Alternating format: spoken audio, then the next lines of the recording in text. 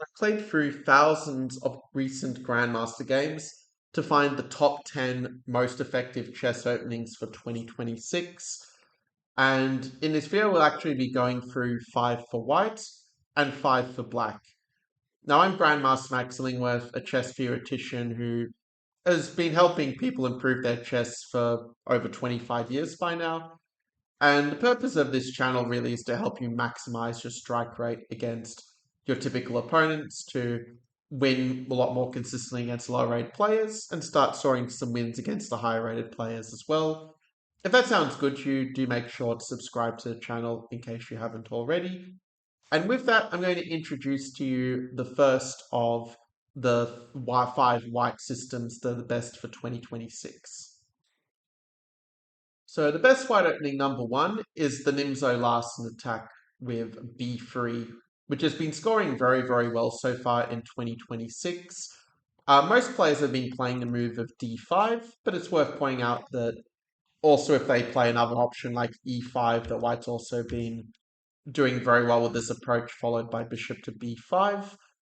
And that if black instead plays a move like knight f6 in a King's Indian style, well, then white's been doing quite well with this double fianchetto approach, which I'll talk about a little bit more in one of the later parts of this video. Something you will notice there will be a lot of different move order tricks that will come up that we can use against our opponents. So if we take the move d5, then bishop b2, there's clearly a bunch of different options they can choose between. But the nice point is a lot of them are going to transpose into each other because white's going to often be just playing the same sort of setup. With one notable difference I will get to in a moment. But for example, if they do play something like, let's say, knight f6, knight f3, and they play e6, for instance, well, then we have this very easy setup where we can just play the move c4. It's true that in this version, bishop b5 is not quite as effective when you're not pitting a knight. It's like the reverse Nimzo won't work quite as well there by comparison.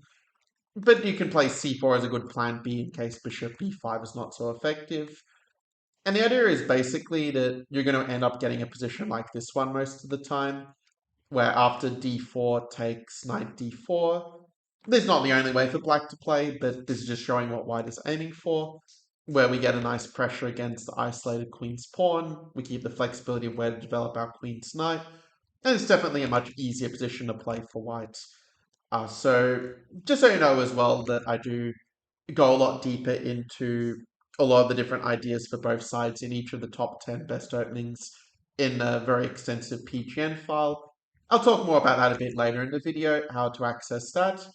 But for now, I want to share a little bit of a story regarding the move of bishop f5, because when I was playing the Nimzo Larsen around a lot in 2019, I remember that the bishop f5 move was and this reverse London was the one that I really struggled the most against. And so this particular setup of playing d3 rather than usual g3 or e3 is one I think is very interesting. And I will admit that I'm by far from the first person to talk about this in a video. Actually, the Austrian gem Felix Blauberger has talked about some very similar ideas to what I'm about to show you here. But I found a really cool game played in 2026 that just kind of adds to sort of the understanding of this system for white. Where by playing the move g3, we are basically going to be having a very harmonious system, which by the way you can also play against the King's Indian as well with Carl's reversed. We'll get to that in a later part of the video. But basically what will happen is you'll get an e4 break where you kick away their bishop. And you're just not going to have any bad pieces in a position like this one, where even though the computer says that black can equalize, which is true for pretty much every major opening, the position definitely is a lot easier for white to play.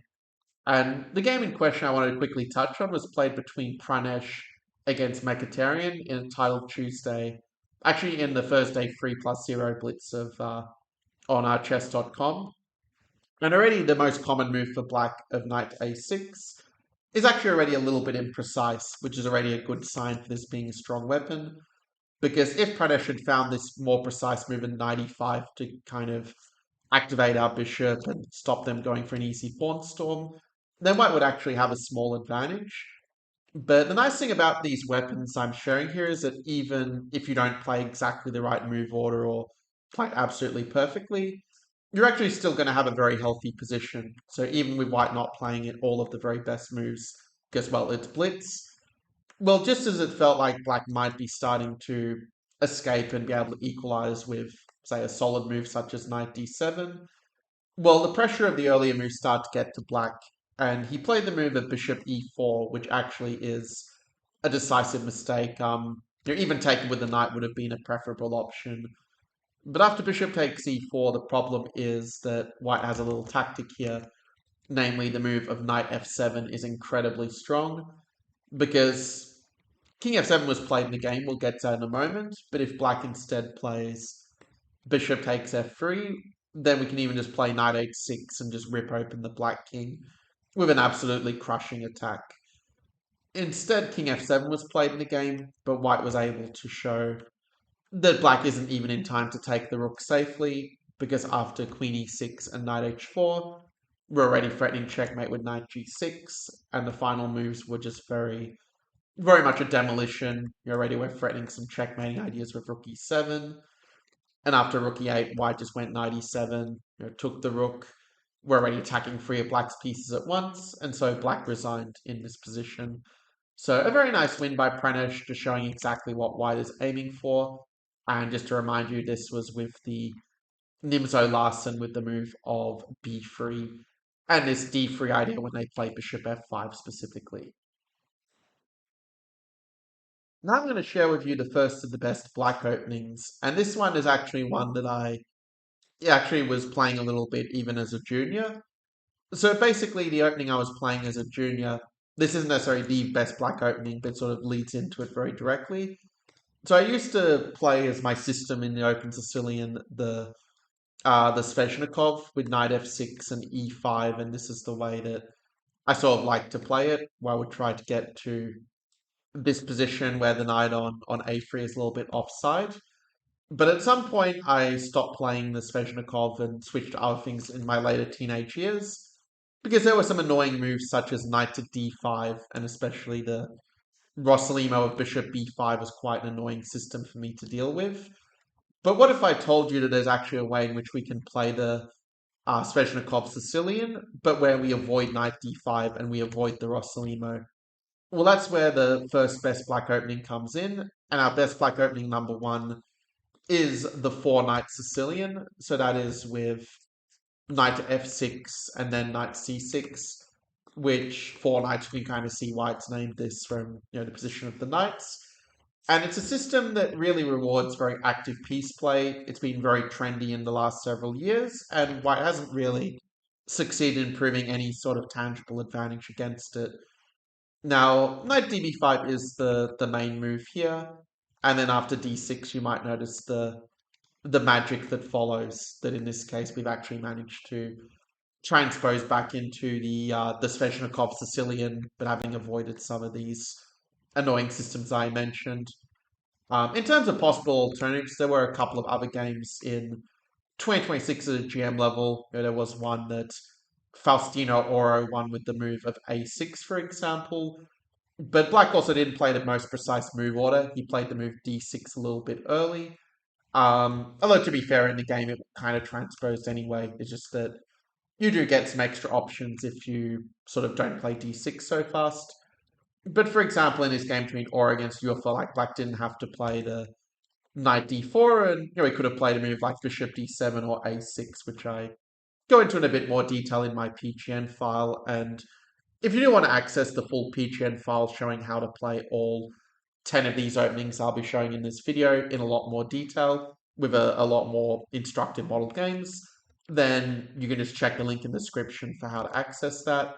Uh, but yeah, if we go to this position here, also, the really critical line is, other than knight db5, is to play takes and really try to take advantage of the hole on d6.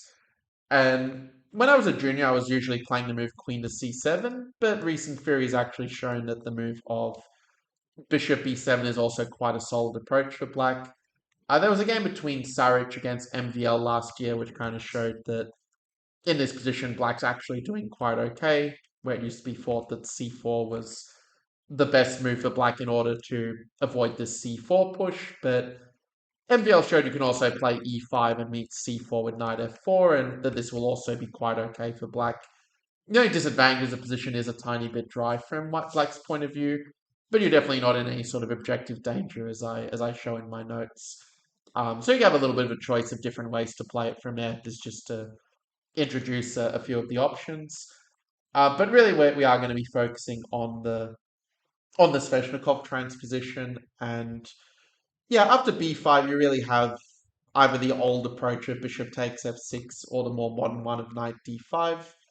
After bishop f6, you kind of have a couple of different ways to play it, where you can play f5, or you can play bishop g7 that have their own separate bodies of theory attached to it. We don't really see these lines played that much at a super GM level anymore, just because the lines have been basically worked out to equality by modern engines. With Caruana kind of being one of the modern experts from Black's perspective.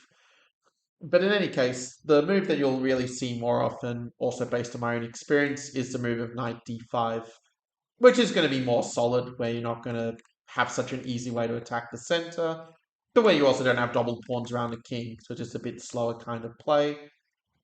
In my PGN file, I do also point out a nice idea for white of from the Neiman Van Forest Hard to Steel game 2026, where Neiman did find this cool idea of queen f3 and managed to get a really strong attack against black in this position.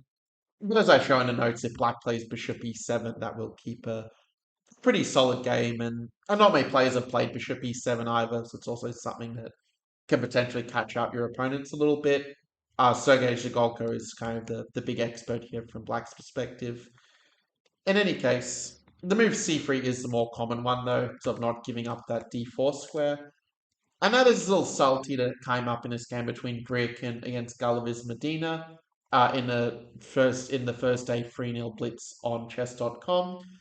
And basically the idea of playing these moves and delaying castling is that you're essentially taking the sting out of a4, because now you can take and then play the move bishop to d7, whichever way they take.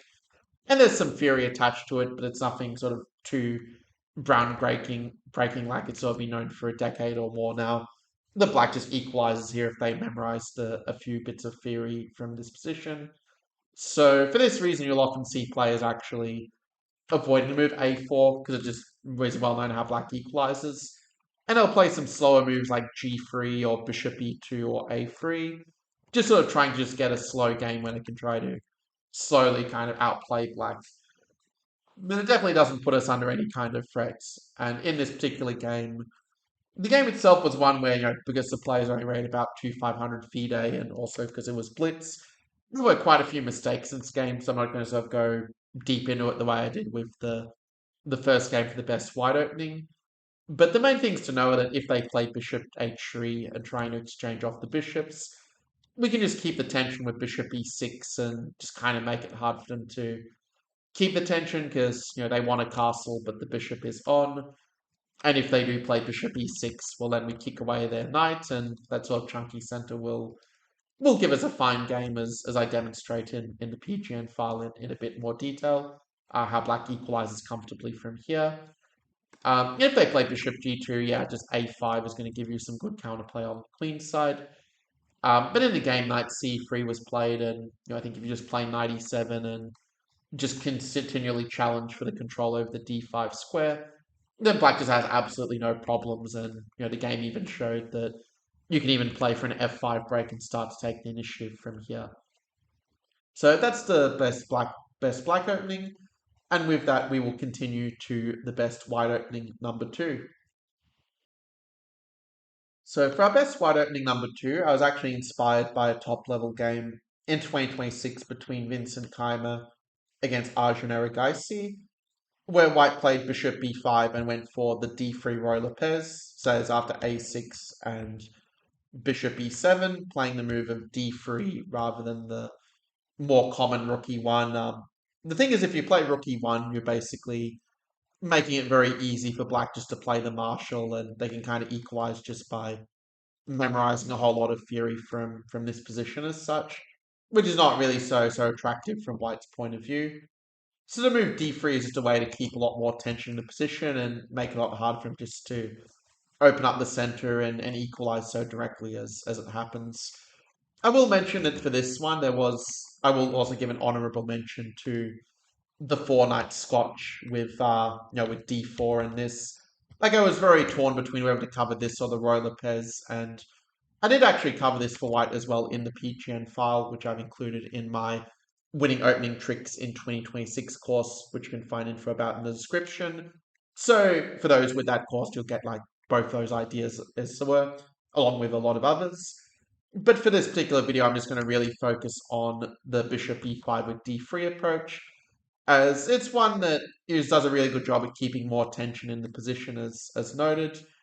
Also, you can play against the Berlin as well, where I found that the Iranian GM Arsina Mohaved has actually been doing very well from the white side of this knight bd2 variation, which this one brings back memories because I actually covered in a yearbook survey with Australian Grandmaster David Smurden over a decade ago. But basically, this King H1 is a move that is sort of not as common as some other moves like A4 and a couple of others.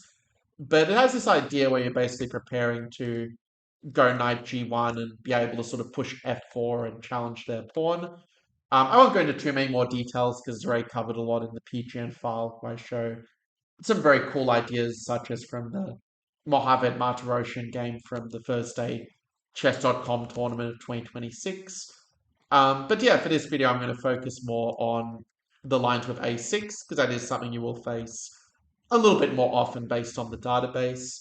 And also, if you're looking for something from Black's point of view, I will point out that some moves like d6, bishop, c5, and knight e4, these moves actually have been scoring fairly well for Black, but the sample size was just a bit too small for me to put it as one of the best Black openings. But just letting you know, like a bit know a bit of the additional data that was, let's say, behind the scenes for this video. Now, going back to bishop e7 and d3, I was actually a little bit torn on which move I would sort of cover after d6 because the beauty is there's just so many different ways you can play it, where you can play c3, which is what Keimer did in the game.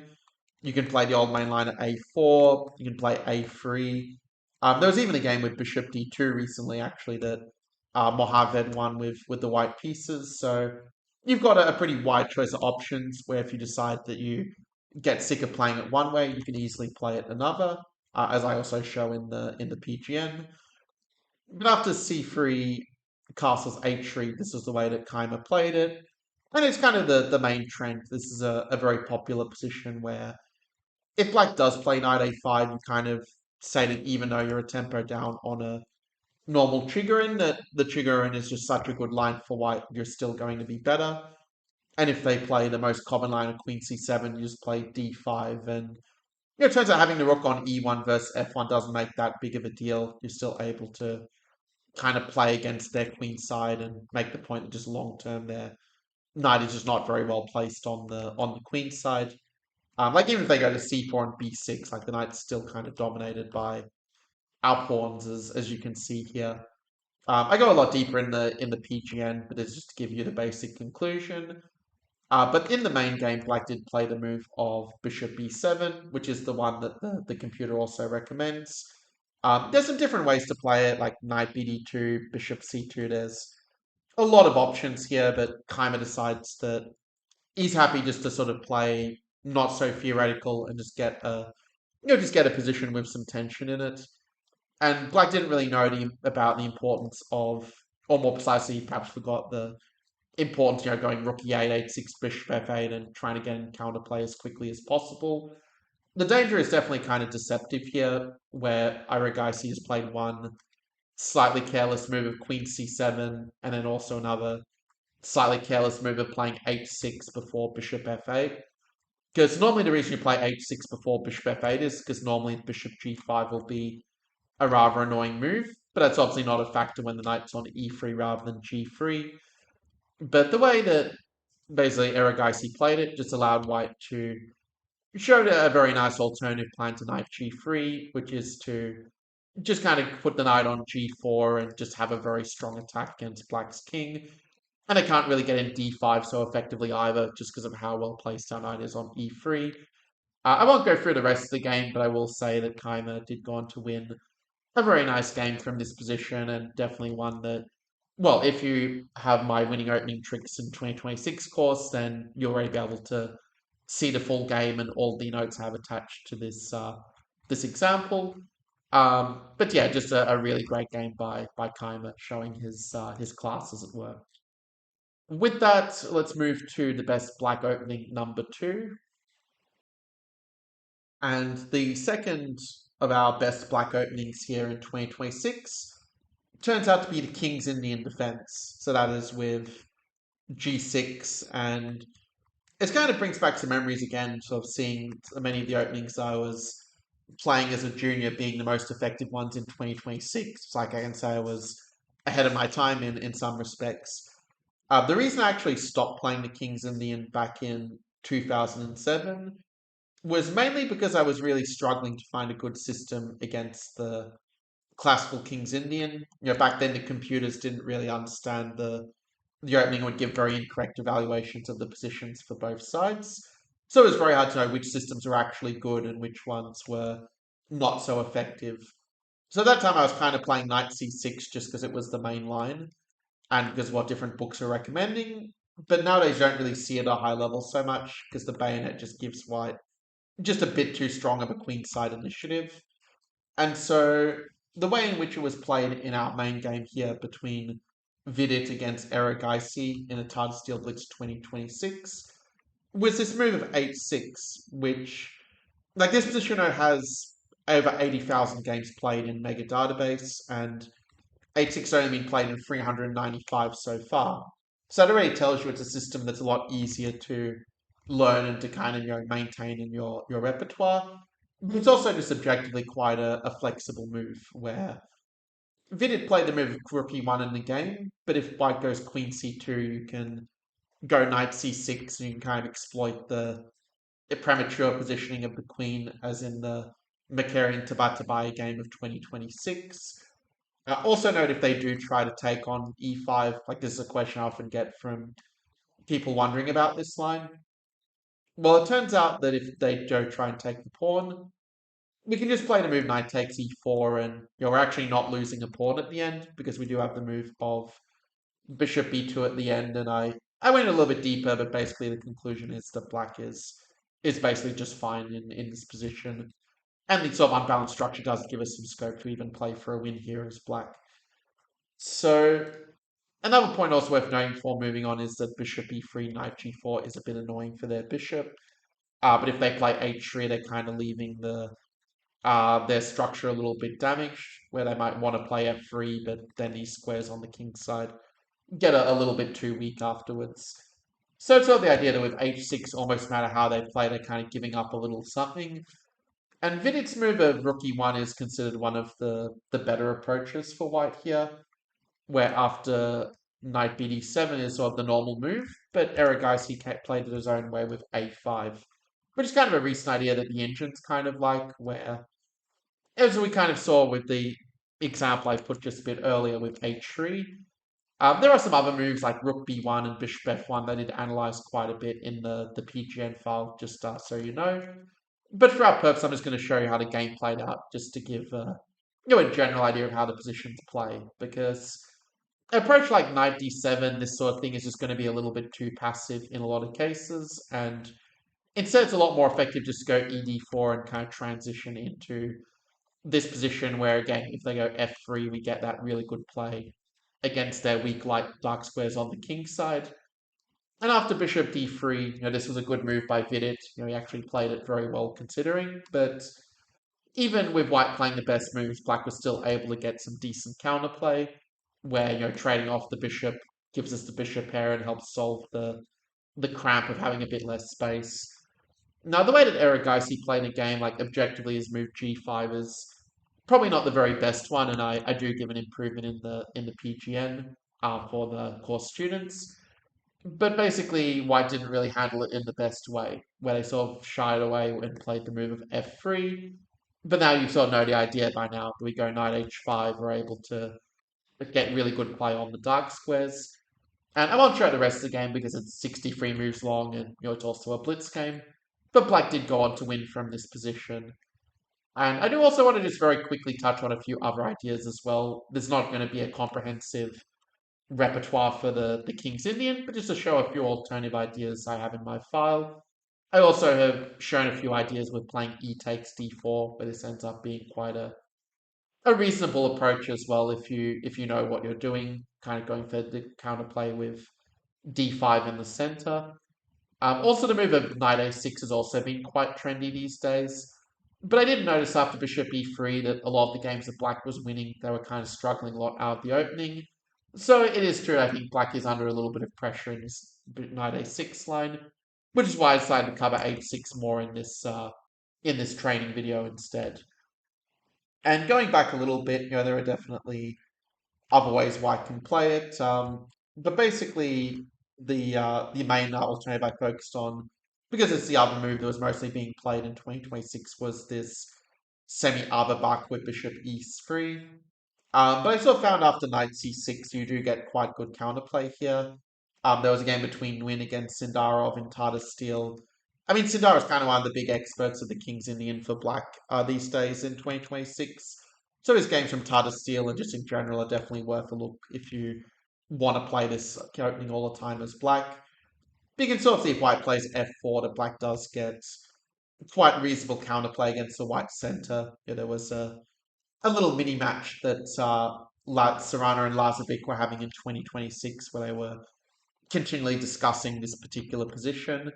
And even though Serrano kind of won the first theoretical battle, then the next game Lazovic came prepared with his a5 improvement, where he's sort of able to go for a play on the queen side while also sort of keeping your knight f2 move in reserve if they play h3, for example, because then you're not going to have your queen trapped once they gave you the g3 square, which, by the way, is something that Serrano missed in the game. And even though the game ended in a draw eventually, like it's clear that the black is just up an exchange in a certain sense. So yeah, that's sort of the other idea I want to share. And something that does kind of tie into the best wide opening, I kind of want to mention it here because it fits, is that I noticed that the Catalan approach has actually not been scoring very well for white in 2026. Actually, black has been scoring quite heavily from this position. And admittedly, the sample size is not so large, so I mean, it's also a reason to just give up this opening completely if you enjoy playing with whites. But I did notice, for example, this game between Lazovic against Boyer that the black won, although I don't think it was really because of the opening. But for example, I noticed that even though Boyer played the move of h6, they didn't really get such a great position out of the opening, and even though I did find some improvements for black, I do think a6 is kind of an interesting alternative that I do think deserves a bit more attention, because it hasn't really been played that much compared to some of the more common lines like h6 and bishop d7, but I'm just mentioning in case you want to explore it yourself in your own investigations.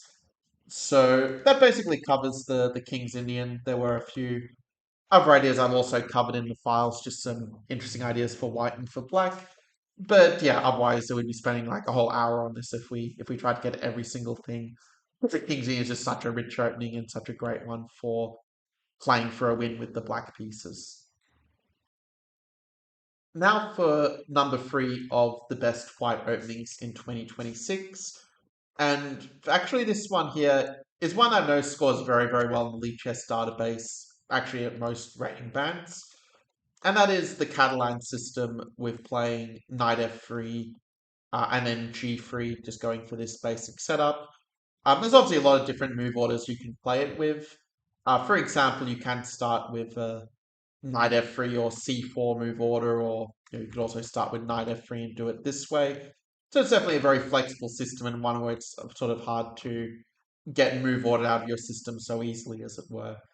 For example, I did mention just beforehand that the one of the best black openings in 2026 is the King's Indian. So you might be wondering, well, what happens if the King's Indian and the Catalan fight off against each other? And my suggestion is that if you play a move order where there's a few different ways to do it, like you could start with g3, you could start with c4, but I find that this double fianchetto approach works really, really well against the King's Indian as a practical weapon, where I saw that there are actually two nice wins for white by well, one by Martinez Alcantara and one by Vidic against Pragnananda. It's kind of funny how with this you can even play it for a 1b free move order. So it's kind of funny to see the best wide opening one and numbered free are sort of coming together in that sense. Analyze this a bit more deeply, but what I sort of found is that a lot of players were making the strategic mistake as black in 2026 of playing a5 a bit too early, which is kind of just linked to their structures being a bit inflexible on the queen side. Also meaning that when you do eventually get in a break like b4, you kind of have an easy way to open that side of the board in your favor where your pawn chain is pointing. And even if they play rook e8, I actually think even here a3 is a really interesting move that's hardly been played in any games, but I think does make things a little bit tricky for black. And I sort of explain why in the PGN file for the students of the winning opening tricks in 2026 course in the description. So basically, that's just to sort of answer the question: what if they play the King's Indian instead of the some other system like D5? Now, in this game between Diak against Mikalian, it was a little bit of a different move order, but eventually got to the familiar territory. Also, you could play like Bishop G2 before Knight F3. There's different ways to do it. But in this game, Black played a move Bishop E7, and that is the move that you are going to face the most often in your games, generally speaking. Like Bishop B4, I did analyze it quite a bit and found some really cool ideas for white, but it is definitely something you'll see more at a Grandmaster than an amateur level. And if they play DC4, then yeah, basically, there's a lot of different systems they can play. Like it's not really possible to cover every single one of these in a video like this or even in a file. But I did find a cool idea from Black's point of view where if you are looking for a way to equalize against the Catalan, I do think that this approach of replaying the move Rook FC8 is quite an interesting one that you might like to check in your own time. I did go into it a little bit in the file as it happens. But yeah, it's obviously the case that no matter what opening you play as white, there'll be some way that they can play to try to equalize, but we at least make their task as hard as possible. And after castles and castles, this game between Diak against Mikalian saw black play the move d takes c4. If they do play the move c6, which is the sort of thing you will see quite a lot at a sort of club and amateur level, I would suggest that the approach of playing the move b3 is a better way to keep a bit more tension in the position. Where queen c2 might work very well if your opponent doesn't know the theory, but if they do know the theory, they'll know that c5 is just a very clear equalizer for black, and that's sort of why this b3, as in the game between Nehal Vidit from Tata Steel Rapid 2026, is just more popular. But of course, at a higher level of play, DC4 is predominantly the main line. And I kind of like the idea that Diak came up with in this game, where he played this sort of made the main approach. And again, I do cover quite a few alternatives white in the PGN as well. But for this one, I'll just mention this idea of Bishop E3 because I actually hadn't seen this move before. I had looked at Bishop G5 a lot in the past. I'd especially looked at Bishop F4, which is the recommendation of Boris Avruk in his old GM repertoire, just trying to keep the tension. But Bishop E3 is a very unusual move, and yeah, I'm not sure if it's necessarily actually so much worse than the other ones, but it sort of has the advantage of taking your opponent in unfamiliar territory. And even though Mikalian is a Grandmaster from Armenia, already he made a mistake immediately with Knight D5, which allowed Diak just to get a quite pleasant advantage where, okay, in the file I kind of show an even better move than Queen B3, but in the game it kind of worked because Black wasn't paying attention. Like they played Knight 7 F6 without thinking and only realized too late that Knight E5 is so horrible strategically from Black's point of view. To the point where actually White probably is just technically winning on a strategic level. So that was kind of the Diak Mikalian game just to show the idea. From Black's point of view, they're probably better off playing Bishop D5. But there's still a couple of different ways you can play it where you. It's not like they can just memorize one line, they just equalize. Like there are a few different ways to play the positions as white, so it gives a certain durability just beyond just being a basic surprise weapon.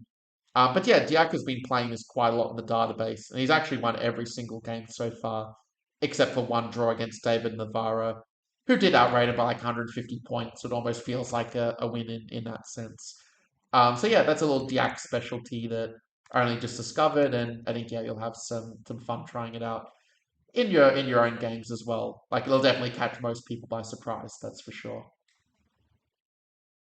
Now, before I share with you the best black opening number three here on our list, since we're about halfway through, I do want to mention that I am currently doing a launch of winning opening tricks in 2026, and I've been referring quite a lot to this PGN file covering the top five openings for white and for black in 2026 in a lot more detail, going a lot deeper than even this video is as such.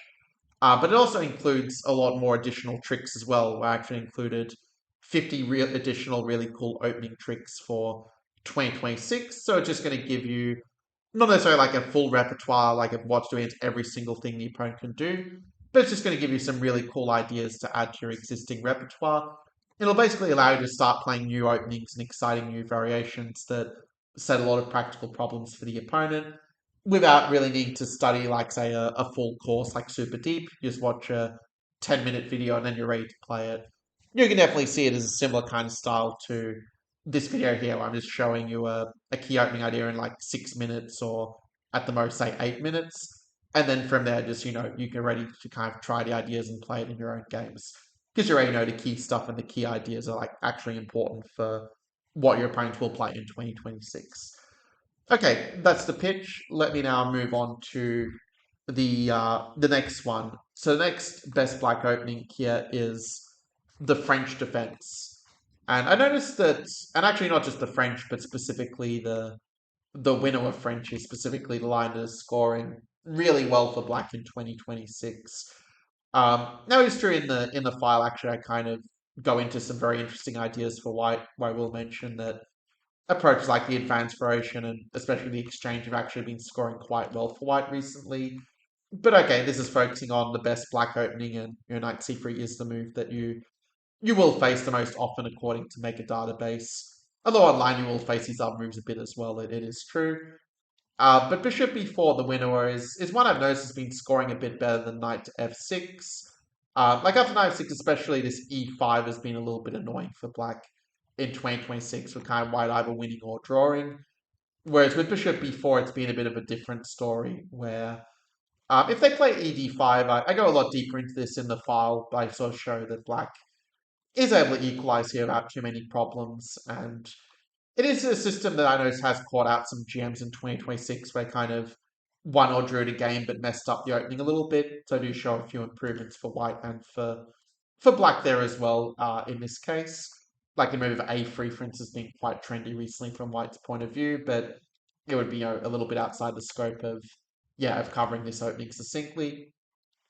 But after e5, c5, I've noticed that this approach of bishop c3 is kind of again overtaken Aronian's Armenian variation bishop a5 that he likes to play.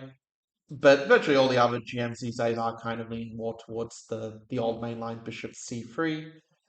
But the way they're playing is a bit interesting. Like knight e7 was kind of the traditional main line, but I noticed this queen c7 move was played twice by Mihal. Well, he played it against Wei Yi in the Tata Steel Blitz of 2026, and well, as we'll see, won a pretty nice game actually, where it felt like Wei Yi, despite being a top 10 GM, was a little bit lost in subsequent play. I did also notice Renato Terry has been the Peruvian IM has been playing Queen A5 in this system quite a lot, but I kind of found some good ideas for white in the PGN file. So that's why I'm focusing more on Queen C7 here. One advantage of Queen C7 over Knight E7 is it does give you the option of meeting Queen to G4 with F6 instead of the usual Knight E7. And I do have to admit that F6 probably objectively isn't that great a move. It probably only really works as a surprise weapon, as it were.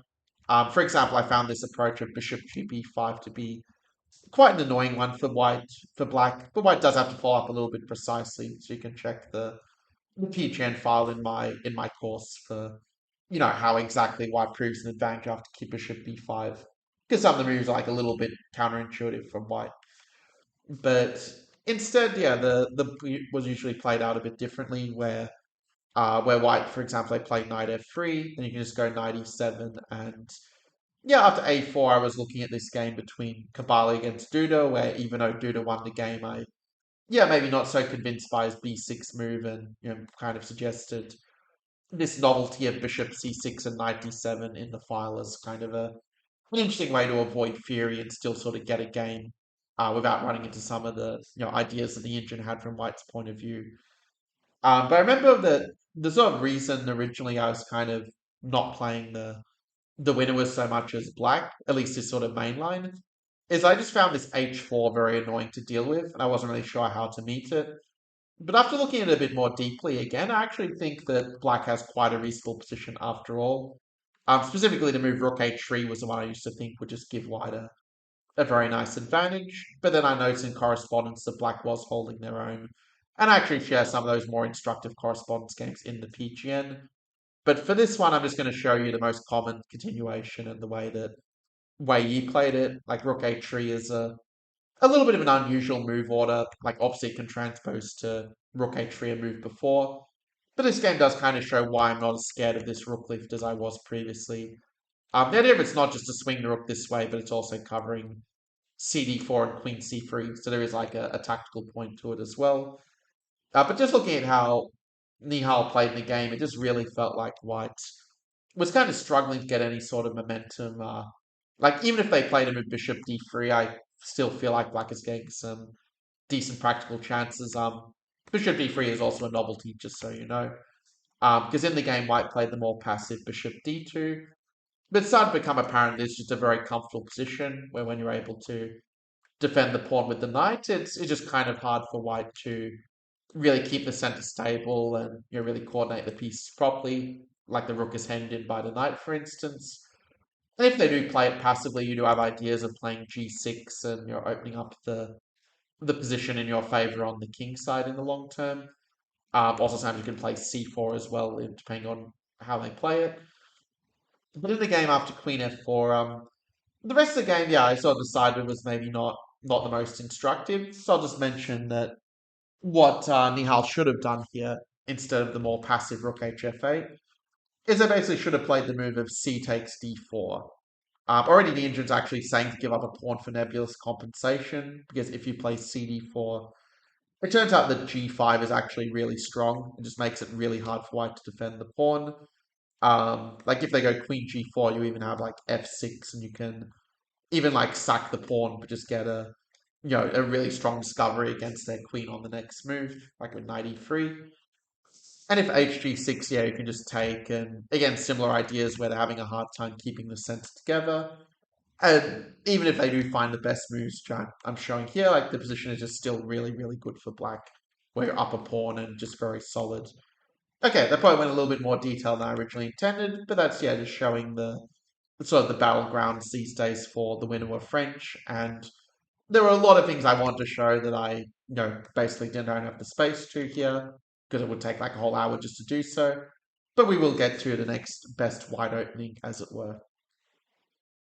So for this best wide opening, it's actually not just going to be an opening, but it's going to be a particular variation within the opening that's particularly effective. And as it happens, this one's actually yet another one that was a real favorite of mine as a junior before I started broadening my horizons. But so as a junior, I was playing d4, c4 nearly all the time with white. And against the Nimzo, I really like to play the Rubinstein variation just because of how flexible it was in terms of the different ways in which you could develop your pieces. And actually, in the winning opening tricks in 2026 course, I actually do show you a really cool game with Blue Baum's bishop to d2. Like he's a really big expert of that. But also another big expert of the Rubinstein Nimzo is Alexei Sarana. Actually, just very strong with the white pieces in general.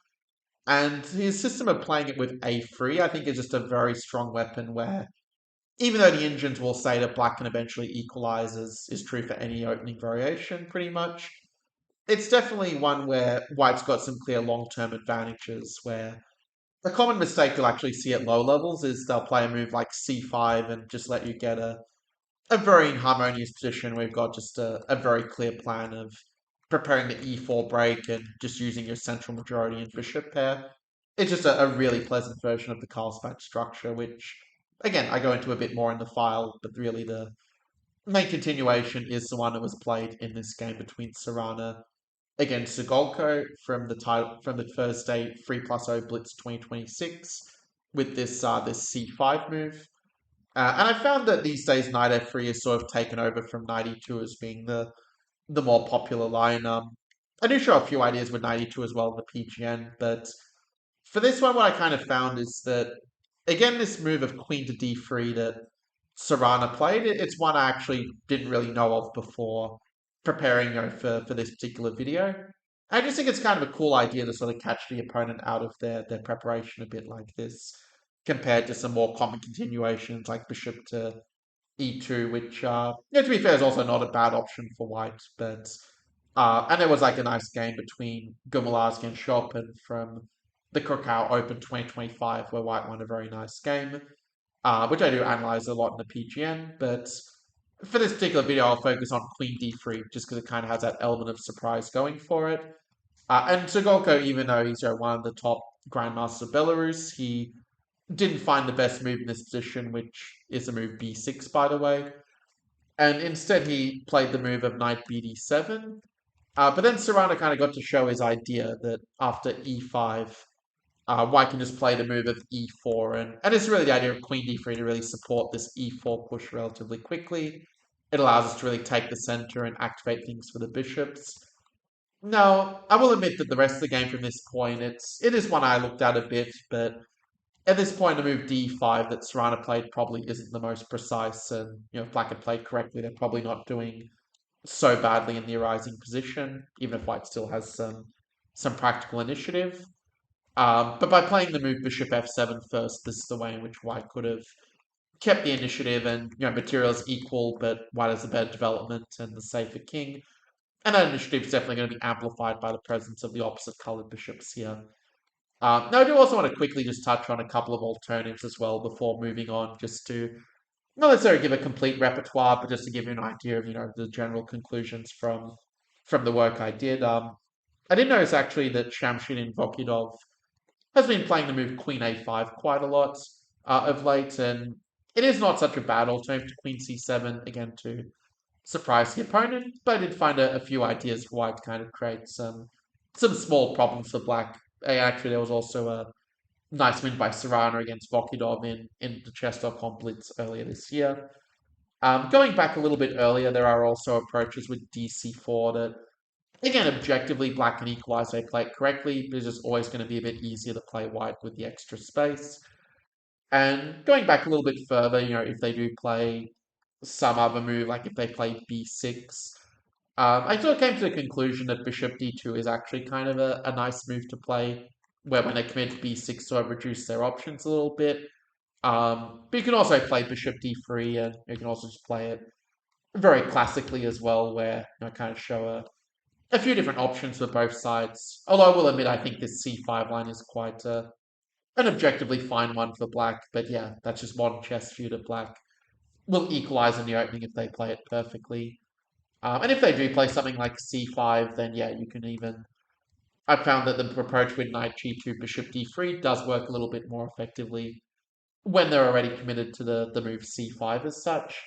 And basically it's because you can kind of play cd5, and it's a position where like black's not doing that badly, but white also just has a very sort of risk-free position. Like they can even just say take and knight f4, and like this kind of what I analyzed in the file, that this is going to be just a little bit easier for white with the pair of bishops, even if black's not doing all that badly necessarily.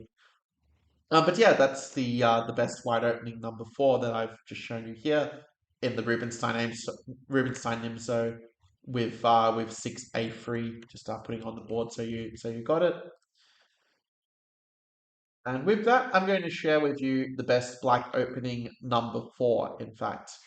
And this is one that actually surprised me a little bit. Not so much, I mean, it's a system that's very mainline and known to be objectively very good, but I was surprised at how well it was actually scoring, because it hadn't really been trendy for a while. And the system in question is the semi-Slav defense, where I noticed that in this position, if black was playing, say, bishop e7, bishop b4, or trying to play some shortcut, I noticed in all the cases, even though the sample size wasn't so big, white was scoring a nice plus score. For example, I noticed that in bishop e7 that this exchange with bishop f4 was really scoring insanely well for white in 2026 in Grandmaster play. To be fair, c5 wasn't scoring that badly for black. It was probably the best alternative, but the move c6 and the semi-Slav has just been doing really well with black having just a very nice plus score so far in 2025. And I think part of it might also be because of the Uzbek influence, where Sindarov has been playing this a fair bit with black in Tata Steel. And also, Abdusatorov had a really nice win against Vincent Keimer, also in Tata Steel with black pieces, which actually very much set up his eventual win of the whole tournament. So the move e3 was what was played in that game, and there are a lot of different move orders you can use to kind of get to this position, and after e3 there are even more possible interchanging of the move order of white playing these different moves. If white does play the move bishop to g5, then I do find the move h6 is sort of the most reliable reply. I will mention I do give a repertoire for black with dc4 that's really optimized for amateur players in the winning opening tricks in 2026 course. Again, the link to that in the description.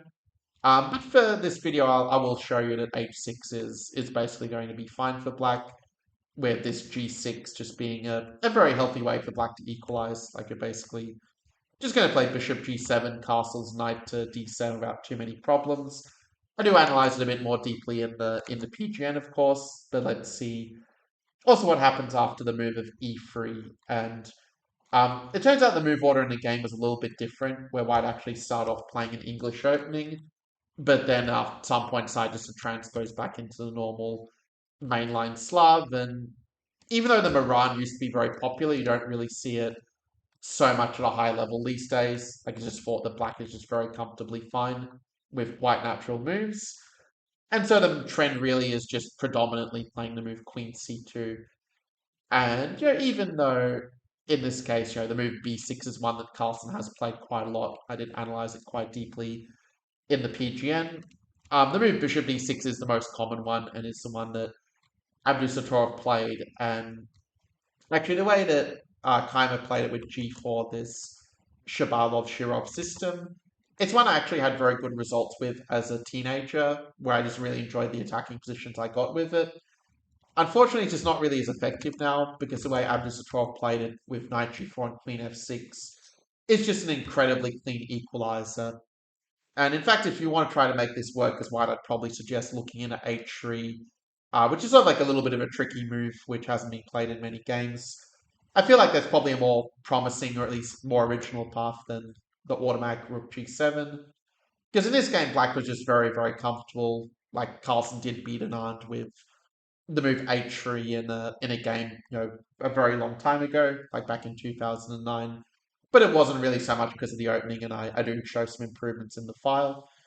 But in the game, Keimer played the main move of rook g5, and queen h1 is a move that looks really weird the first time you see it, but it's just aimed at really disrupting white's overall coordination. And for the sake of time, I'll just show you how the game played out. After f4, bishop d7, queen f2, black was able just to get the queen out of danger.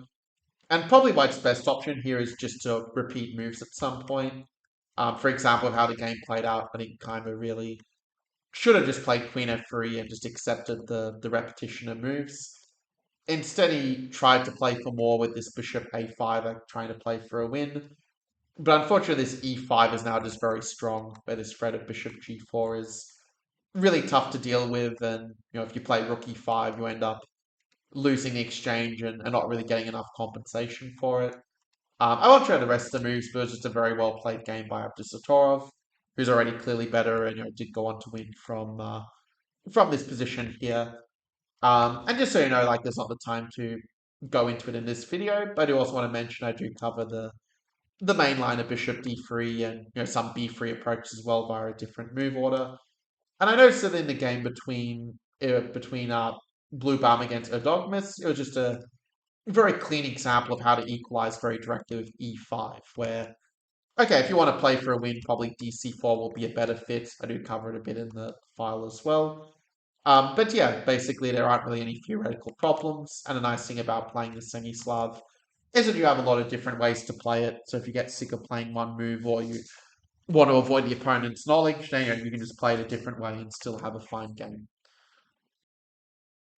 Now, for the best wide opening, this is one that I think could come as a surprise to some people because this system is one that is quite popular actually at the amateur level, but it also works really well even at the Grandmaster level. I noticed that the Jabava London with Knight C3 and Bishop F4 has just been scoring insanely well in 2026.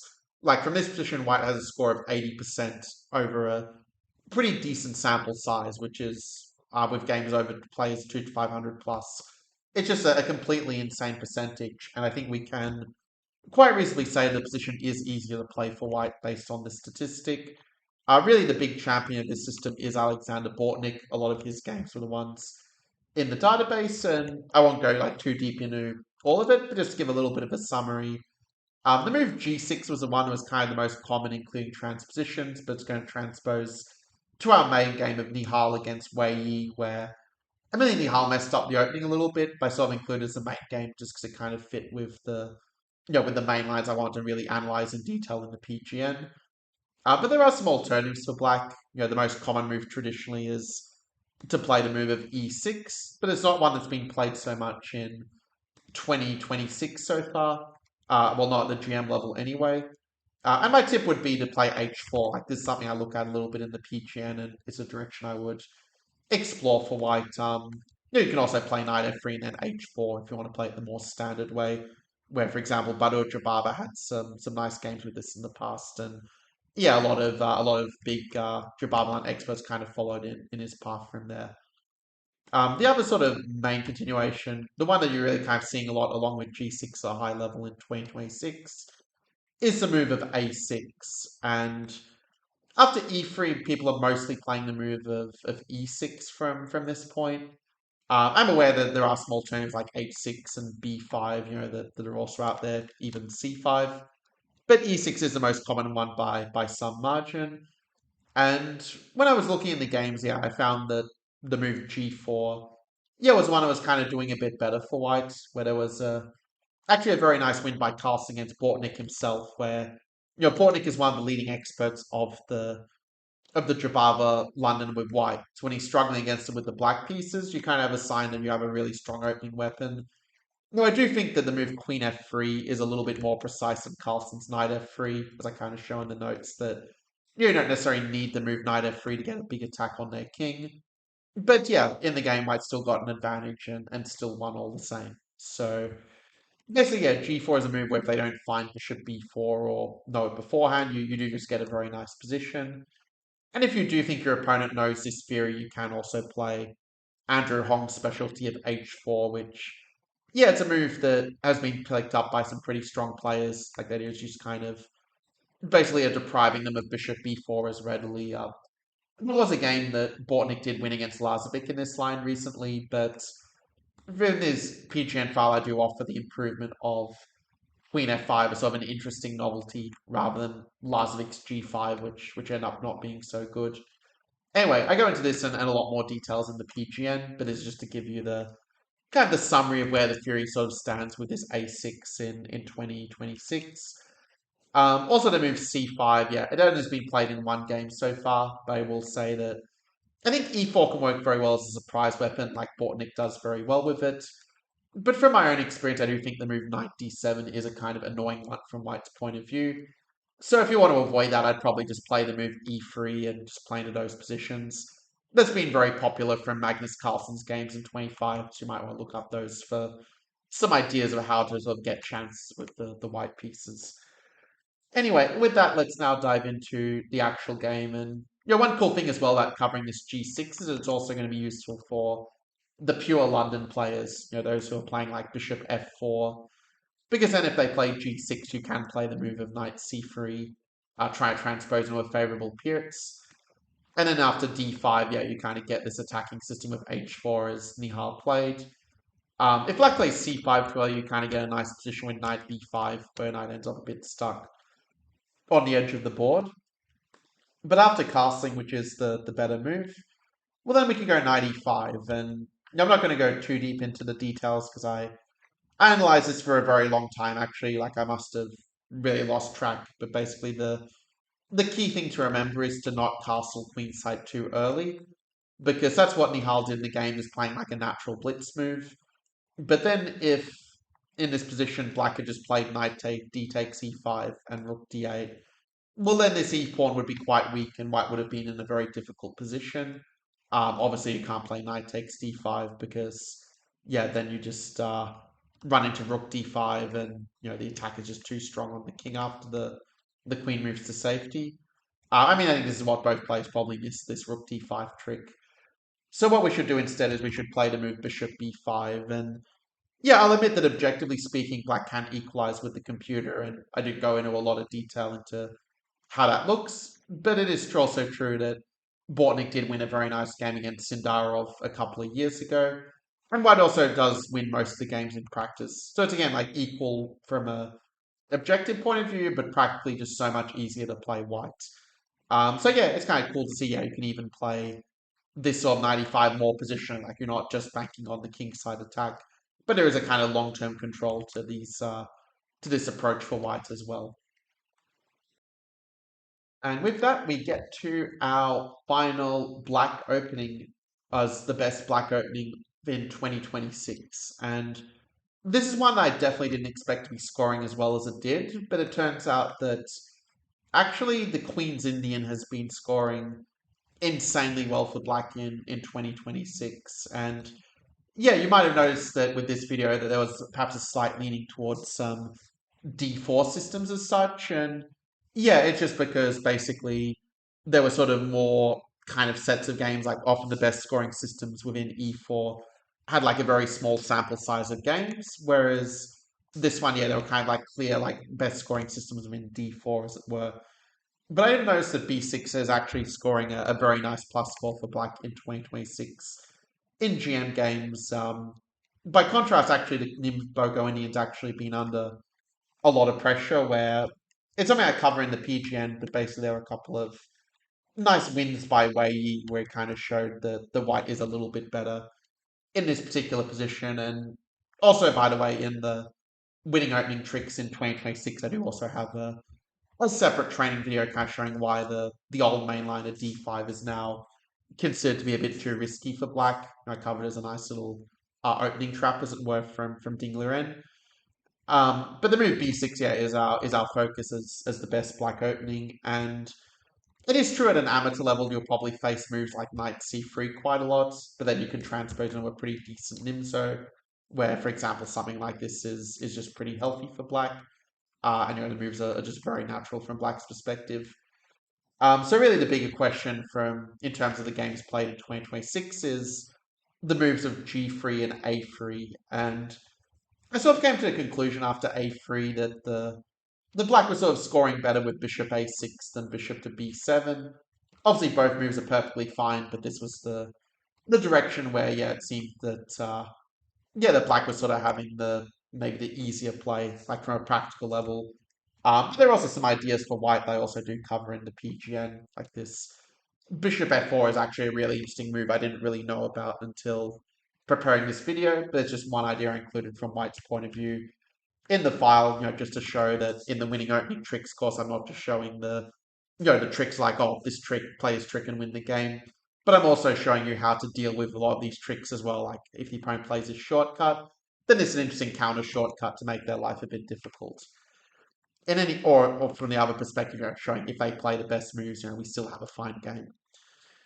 But the move G3 is the main one, and for this one I've actually used the game by the reigning world champion Gukesh Domaraju against Nguyen in Title Steel 2026.